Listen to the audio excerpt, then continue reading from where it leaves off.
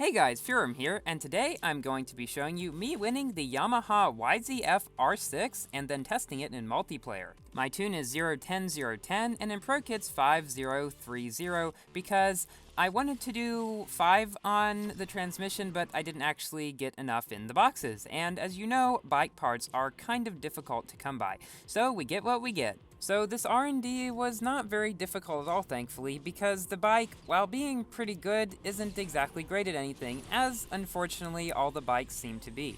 Now, my tuning was actually a bit over-ranked, because people have beat the final AI with a much lower tune, but I decided not to take any chances, and knowing how glitchy bikes can be, I didn't want to cut it very close on the final AI, because this R&D wasn't actually so much of a priority for me, and I forgot a lot of the time to actually play the races.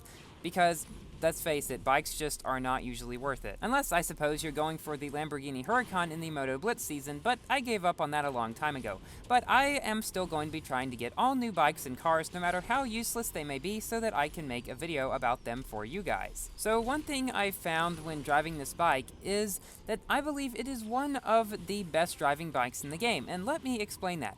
Its handling is extremely responsive and fairly predictable for bikes.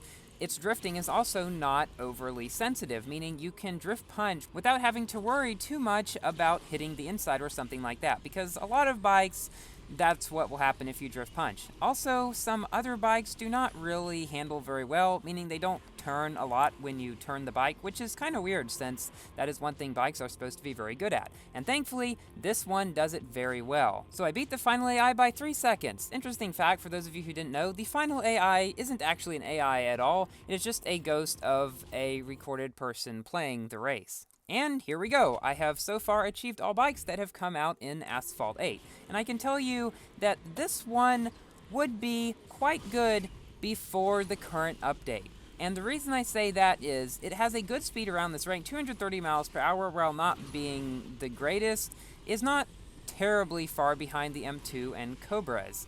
And its supercharged speed is 240 miles per hour. Unfortunately, that was before this update. After this update, you won't see M2s and Cobras, you will mainly just see M2 Special Editions and R8 e-tron Special Editions, which are a good like 40 to 50 miles per hour faster. So yes, this bike is just really an update too late, I would say. That R8 e-tron is just gone, and the M2 Special Edition is catching up fairly closely behind us, but then he wrecked. That is practically the only time you will ever beat an M2 Special Edition or an R8 e-tron Special Edition if you're driving a car like this one, or if you're in an M2 or Cobra, which at this rank are not really any good anymore because of the SE invasion, and I can almost guarantee you that you will never see an M2 or Cobra again, the normal ones. So we have come in second in this race, losing to an R8 e-tron Special Edition, which is expected, but we did beat an M2 Special Edition as well as an MP48.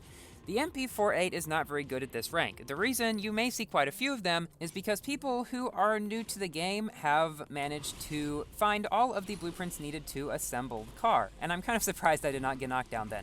And anyway, then they have assembled it, but then they realize that they cannot upgrade it without having the engines for it. And since those engines, the serial racing engines I think they're called, are extremely rare, they cannot upgrade it much, and therefore they keep it around stock, which is around this rank. And they're just not very fast, because no car at stock, aside from maybe the Desire or something like that, is going to be good. Now, in this race, the only other cars in the race are R8 e-tron Special Editions. This is unfortunately what will happen a lot of the time at this rank, and again, unfortunately, if you're driving anything beside that car, you're most likely not going to win any races below 1300 rank. Unless, of course, they mess up and you are either driving an SLK Special Edition or an M2 Special Edition, which can beat the R8 e-tron on certain tracks. The M2 Special Edition, though, only if the R8 e-tron does make a mistake, but the SLK can beat it on longer ones, such as Tokyo or Barcelona or Azure Coast. Now, here's something weird happened. This R8 e-tron had wrecked, and he got put back very close to where I was, which is kind of interesting because he was way off the map for a long time, so I just wonder if he got a really bad respawn location, which you know can happen, or something else. I tend to think that's what it is. Oh, and by the way, I added a fork tube to this car in between me winning the car and me testing it in multiplayer, so that is why my rank is slightly higher, 1217 instead of 1212. Okay, so in this race we have an M2 SE, an SLK SE, and an R8 SE. Now, I was hoping they would leave me alone since I'm no good. The car, I mean, not myself. But this R8 e-tron came and knocked me down anyway. And the SLK followed closely behind him, and the M2 Special Edition closely behind him. Now, the car behind is a Donkervort, which is even worse than this car at this rank, and he is unboosted. That's the thing, multiplayer nowadays has become dominated by just a few cars, and almost everything else have no chance of competing against them. Now, the place in multiplayer where you really have the most diversity of cars that can compete well is probably at the 1800 Max Pro rank, because you have the Vulcans, the Aranera Hysera GTs, the Max Pro SLK SEs, the Aventador SVs, the Max Pro Homages, and a bunch of other cars that I'm probably forgetting. But below there, the lower you go in rank, the fewer cars are actually going to be competitive at that rank. Now, thankfully, in Asphalt 9, it seems that none of the original cars in the game are extremely overpowered. Now, the Challenger in D-Class, I have heard, is faster than most cars around its rank, but it's not crazy overpowered like some of the cars in Asphalt 8 are. So that is honestly one thing I am looking forward to in Asphalt 9.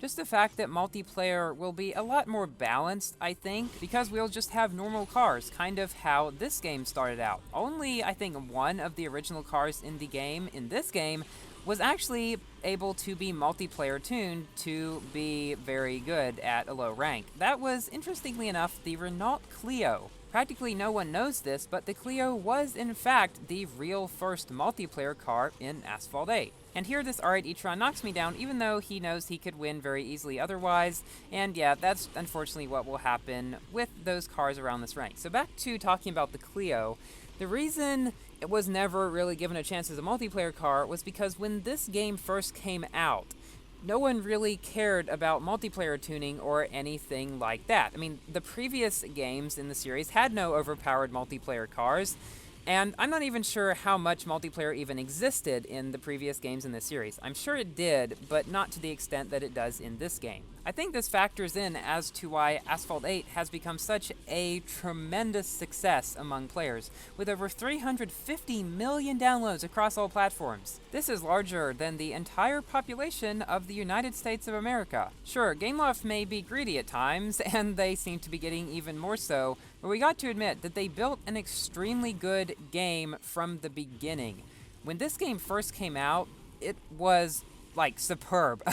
Way better than any other mobile racing game by far that had ever come out, as far as I've seen. Asphalt 8 really caters to the extremely competitive people such as myself because it has so many little things that you can improve upon and be more and more accurate in that will in fact give you a better time and give you more rewards, such as in events. Any little thing you do can change your time by a few frames, thus changing what rewards you get. And you really can improve over time by learning to be more accurate, because that is what this game does very well, more than almost any other game, I believe. It allows for extreme precision. Also, I think it's been successful because they started out not being greedy in the game, and that drew a lot of people in, and by the time they did start becoming greedy, a lot of people were playing it. So we've come in last in this race to 3 Audi R8 e-tron SEs that finished 20 to 30 seconds ahead of me on one lap on Tokyo. Yeah, that's just how ridiculously overpowered they are at this rank. So this bike starts up pretty much as fast as a Donkervort, as you could see back there. I honestly do think that bikes would have been a lot better perceived in the game had they been released earlier in the state that they are now, because they really would be good in multiplayer, rather than just being kind of above average, some of them, and some of them below average, and nobody really uses them because they're all kind of glitchy. That's another thing they really need to be less glitchy, and I think then more people would use them, but they're just not competitive against the kings of multiplayer as we know them now.